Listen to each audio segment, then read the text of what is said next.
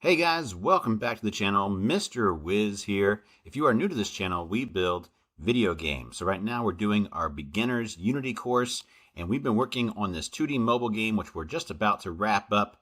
We've got a pretty good playable game right now. It's not quite finished, but it's definitely playable. We have a point system. We have objects that fall from the screen. We have ways to play it and move the characters around by just touching on the screen to move it left and right and having a fire button to shoot. So I'm at the point now where I'm ready to put some finishing touches on this game. And when I say finishing touches, I'm talking about the things that could take it from a good game to a more fun and more enjoyable to play game. The bells and whistles, as I like to call them.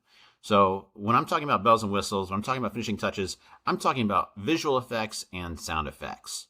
We don't often think about it, but most games are full of visual effects and sound effects. That's what makes them so engaging. That's what keeps us wanting to play. It's those interactions, those little subtle things that just make the game really fun. So that's what we're going to be doing in today's video. Not a lot of new ideas here. The stuff we're going to be doing is a lot of the stuff we've done before, but we might be using some of this stuff in new and different ways, okay?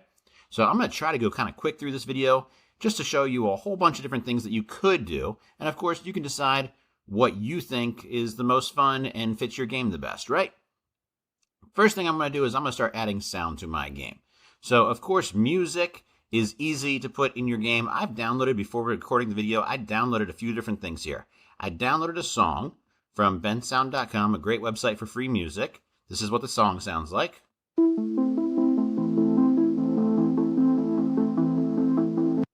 I thought that was a good fit for like a spacey game. I liked that sound. And then I downloaded 3 sound effects. So one of them is a laser sound that's going to be from my ship. It's a good shooting sound. I got a boom sound.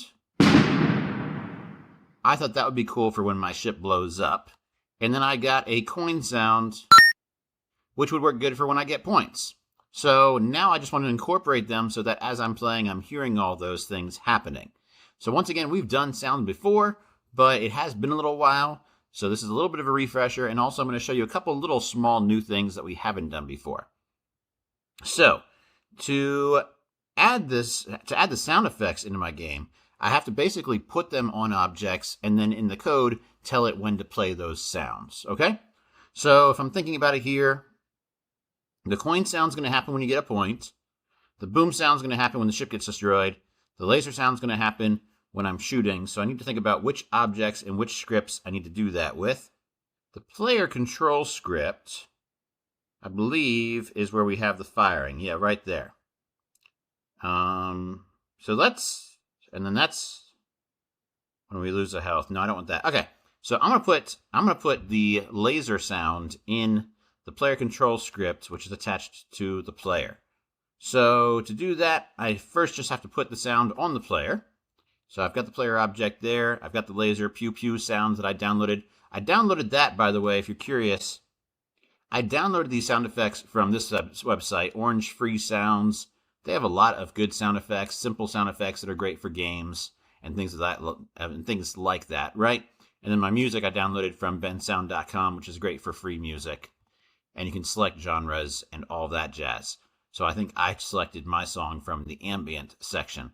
But you can pick, whatever you feel fits your game. Okay, so to put my sound effect onto my player, I just drag and drop it. So I'm putting the laser pew pew sound on it. There's the audio source. Here's where I can make adjustments if I want to. I can adjust the volume.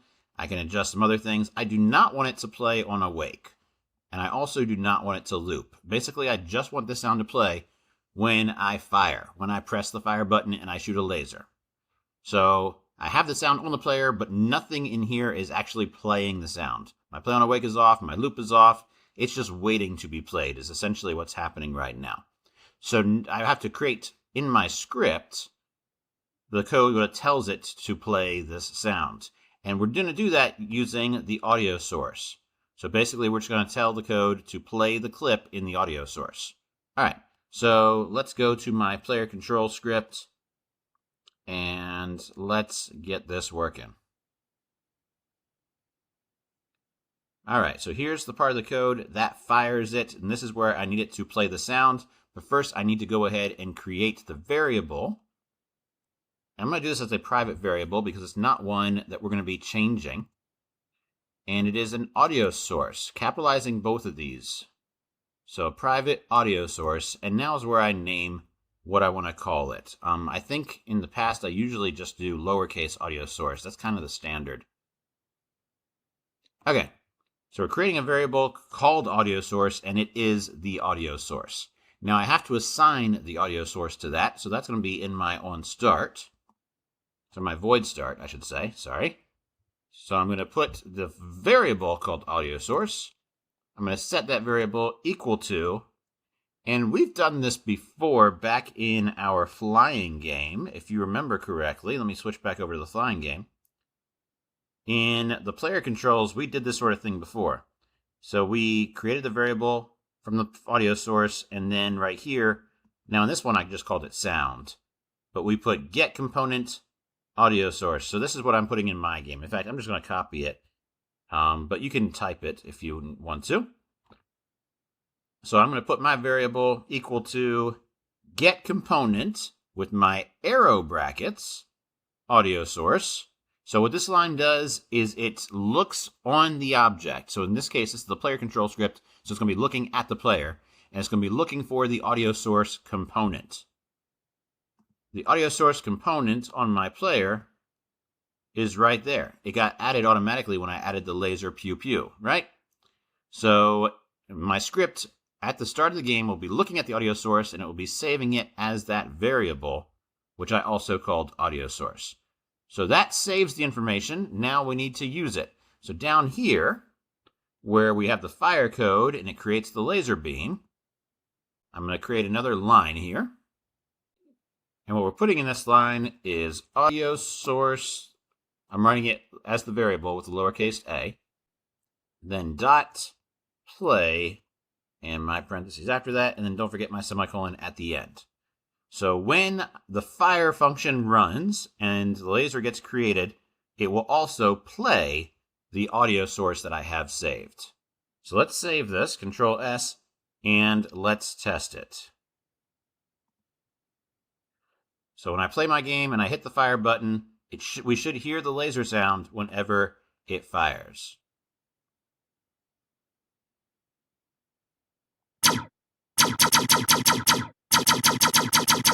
Seems like it's working. It is making the firing sound, and that is working great. If you can't hear it on yours, because I'll be honest with you, before I started recording this, I tested it out, and I couldn't hear it on mine. There's no mute button in the simulator for some weird reason, but there is a mute button in the game. So right here is my mute button. I had this muted. So I couldn't hear it in the simulator because I had it muted in game view. So if you can't hear it in your simulator, you might want to switch over to game view and check to see if you have it muted there. Because if it's muted in game view, it will be muted in the simulator as well. All right, I'm going to switch back to simulator. So I have the laser working for my player.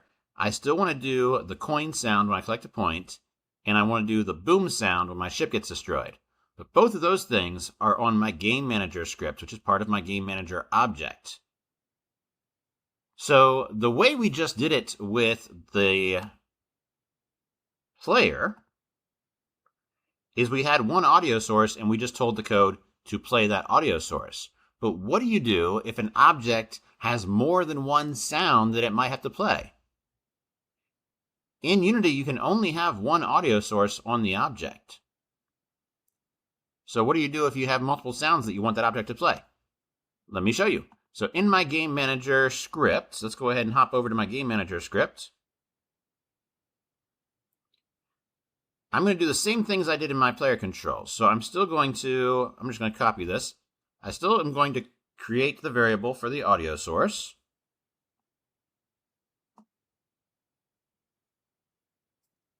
And I'm still going to put in the onStart to save that. Copy and paste that in my onStart. So a lot of the same steps. The problem is I have more than one sound clip that it might have to play based on my circumstances. So in my game manager, when I collect a point, I have a sound I want it to play. And when the ship gets destroyed, I have a different sound I want it to play. So to do that, I have to give a new variable, actually 2 new variables, for audio clips. So I'm going to make these public so I can set them in Unity. And we're going to do audio clip as the type of thing that I'm saving. So now I just need to name them. So I'm going to name the 2. So the one of them is going to be a point sound. So I'll just call it point sound. Point sound. And then the other one will be an audio clip for when the ship gets destroyed. So what do I want to call that? Destruction sound. The name I use isn't super important. It's really just so I know in Unity, when I go back to Unity, what the sound is for. Okay, so I'm creating a variable for those 2 audio clips. And all that looks good so far. Let's go ahead and save it before I go into the next part. Control S to save. I'm going to hop over to my program.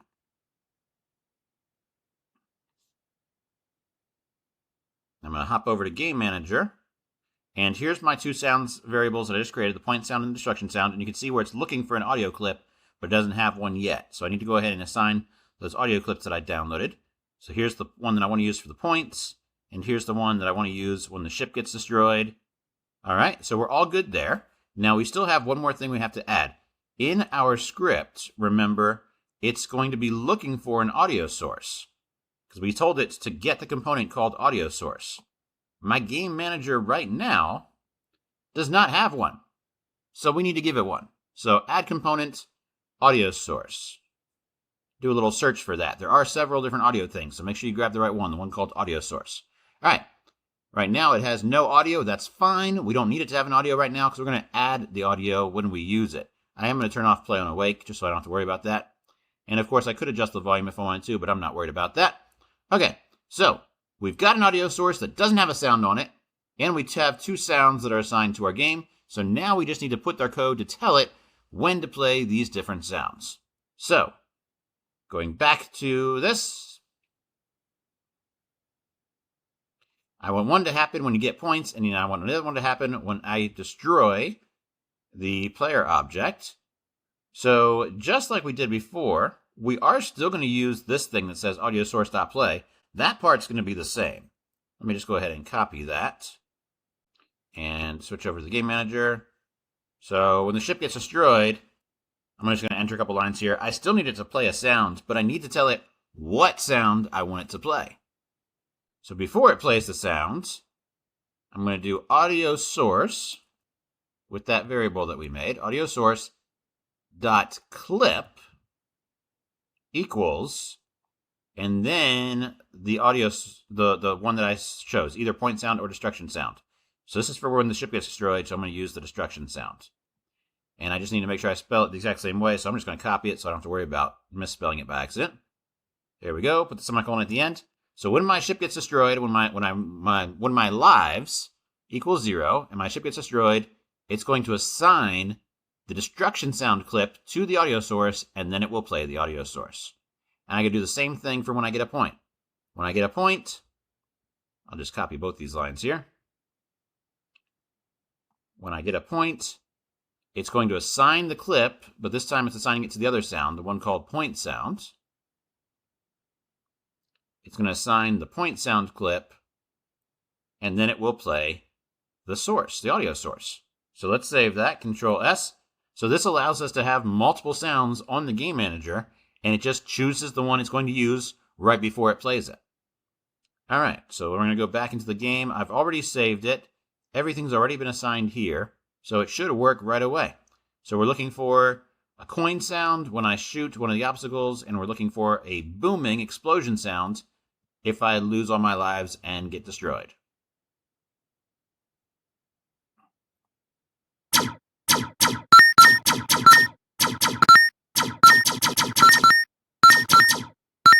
All right, the coin sound seems like it works pretty good.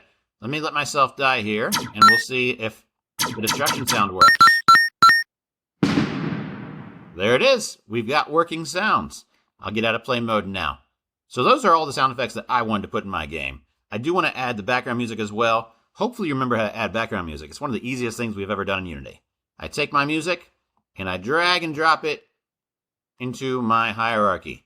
It's its own object now. Now I just need to set its effects. So I do want it to loop. I do want it to play on awake, so it plays right when the game starts. And if it's too loud, I can turn the volume down. But let's just see what it all sounds like all together now.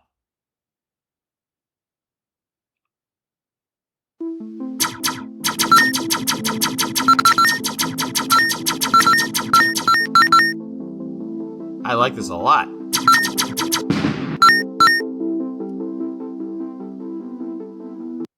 All right, that is awesome.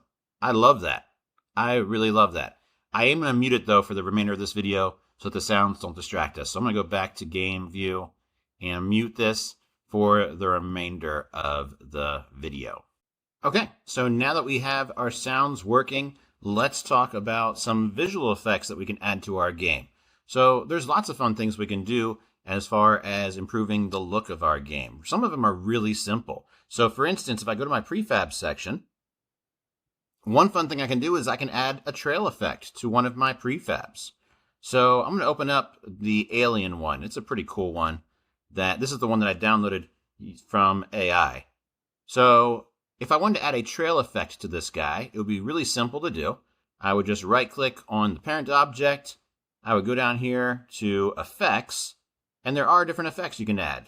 So we're going to go ahead and add trail to him. So we've done trail once before on the flying game once again. I did that in one of the videos. So the way trails work is they don't appear unless the object is moving. Now clearly our objects will be moving, so they'll have a pretty cool trail effect. Let's see what it looks like when I move the parent object. So if I grab the parent and I move him, we will see this trail in action. So there it is. Obviously, it's pretty big and bulky. Doesn't really fit my game too much, so I will want to change the size. So let's go ahead and adjust some of these stats. I'm going to make it much more narrow. Let's see what it looks like now. Okay, that's a little bit closer to the right size. Oh, I was just moving the trail instead of the parent. My bad. Let's move the parent. That's more about the size I would probably be looking for. So let's start changing some other stuff. And I am moving fast because, as I mentioned, this is not the first time I've done trails. So here where it says time, this is how long it stays on the screen. For this game, I probably don't need it to stay long. 1 second would probably work for me. It is going to emit the color. What color do I want to make it? Maybe another one of these orange or goldish colors. That seems to be a theme for my game. Works pretty well. And now keep in mind, you can, as you see here, do different colors for like when it starts versus when it stops.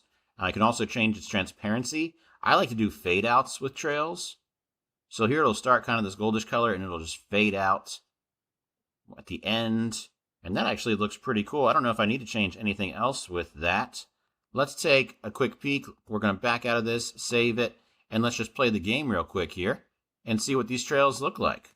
They will only come from that one alien because they're the only ones I put it on. So there's one. Okay, it looks pretty decent, although it does cover the picture. So let's go back to the prefab real quick here. I'm going to look at the trail again. And down here at the bottom, there is an order in layer for the trail. So I can, just like we did with our images, I can make it a -1. So now it goes behind the ship. Now it'll be the same layer as my Saturn picture, which may or may not look good. Let's see what it looks like in game. Oh yeah, so now it's behind the alien. It actually looks really neat. I love that trail effect. That looks awesome. Now, I probably wouldn't want to do it to all of my objects, but doing it to 1 or 2 isn't a bad idea. Yeah, that looks so good. Now, of course, I am worried. Right now, it is in front of Saturn, and it looks fine.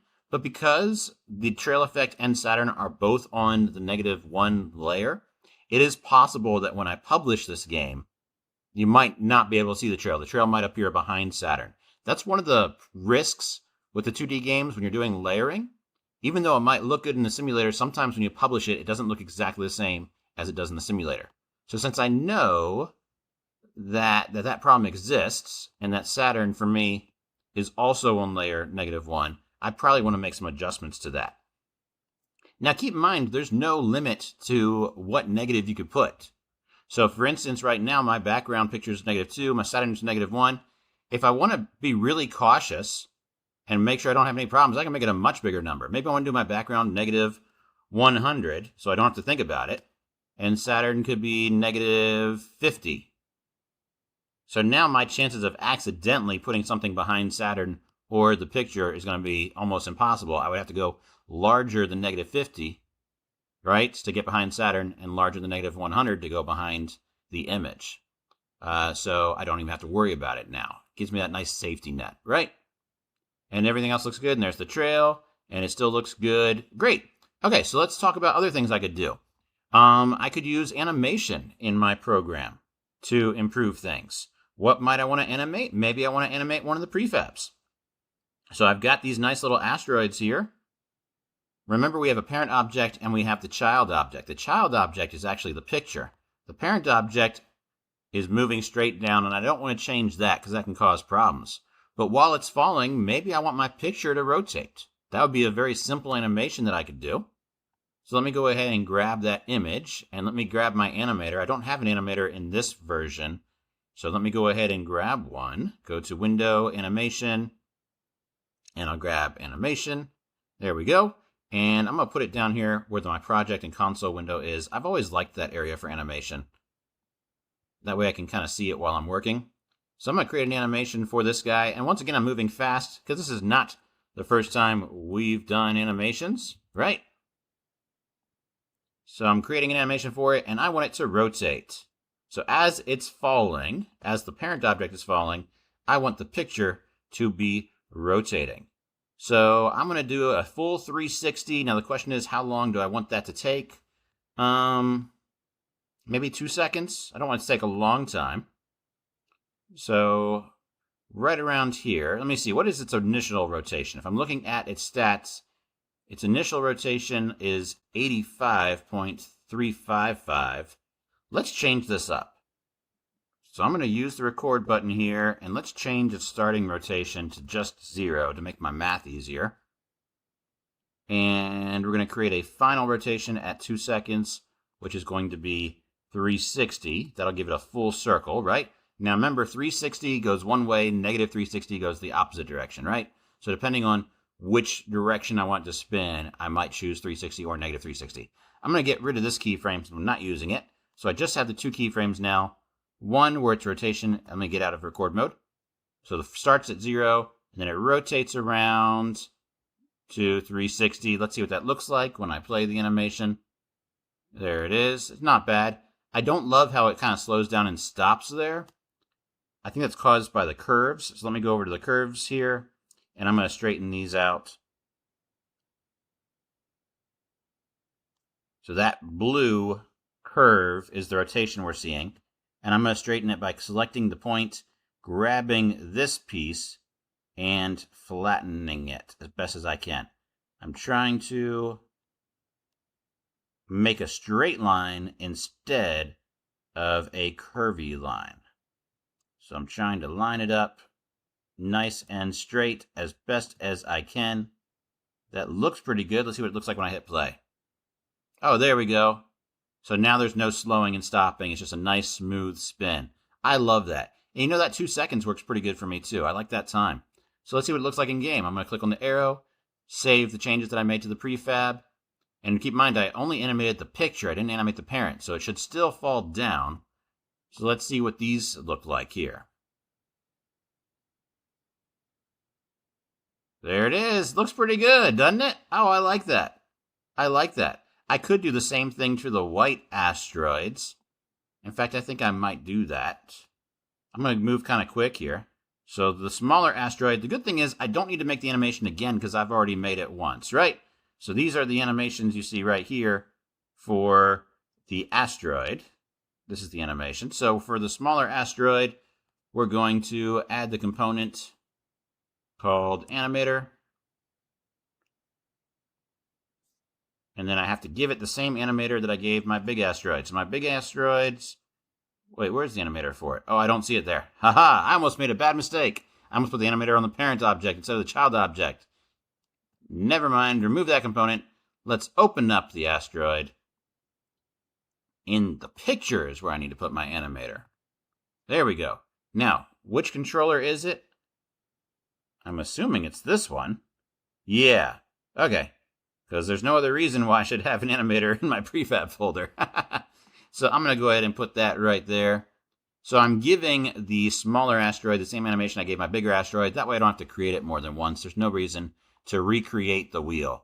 So let's go ahead and do it now. So both of my asteroids should now rotate, and it's not. It is not rotating. Why is it not rotating? Did I forget to save it? I forgot to save it. Goodness gracious. Back out. Let's try this again. The number of times I forget to save things. There it is. Now the small asteroids and the big asteroids are spinning, and that's a great effect. That looks awesome. Alright, what other stuff could I possibly do with animation? Maybe for a visual effect, I just want something every once in a while to fly across the screen. I could do that. And if I don't want it to be part of the game, I just don't give that thing, I just don't give it colliders. I don't give it rigid body. If I just leave it as a picture with an animation, it won't affect the game, but it'll still look kind of cool. Let's do that real quick. I'm getting fancy with my game here, but that's what I like to do. So what I'm going to do is I'm going to use not the prefabs that I've made. I'm going to use the images in my sprites because they don't have any code. They're just stickers, basically, right? So I'm going to take one of these ships that I have here, and I'm going to make it so that, I grabbed the wrong rotation. Control Z. I'm going to make it so it flies across the screen every once in a while. Not too often, but every once in a while, I want it to fly across the screen. So we're going to give this little doodad an animation, and it will be a position change. Spaceship. And the spaceship, I'm going to go ahead and record it. Actually, I forgot to start its original property. So let's do position. So there we go. There's the starting keyframe. I'm going to delete the final keyframe because I actually don't want it to loop. I only want it to go one way. So we're going to start there. And then how long should this thing take to move? Maybe 5 seconds? Should it go every 5 seconds? We can try it. So at the 5-second mark, I want it, instead of being there, to be down here. So if I did that correctly, it should kind of cut across the screen, I'm thinking. Let's get out of record mode, and let's just see what that looks like. So it starts there, and it zooms across the screen. You see that? Perfect. Let's see how fast it moves. Oh, that's awesome. I like that. I like that. And because my final keyframe is not the same as my starting keyframe, it's only going in the one direction. I like that a lot. That's cool. Now, it's happening a lot. That might be more frequent than what I actually want. I could play around with these keyframes more later, but I like that a lot. Let's check it out in-game.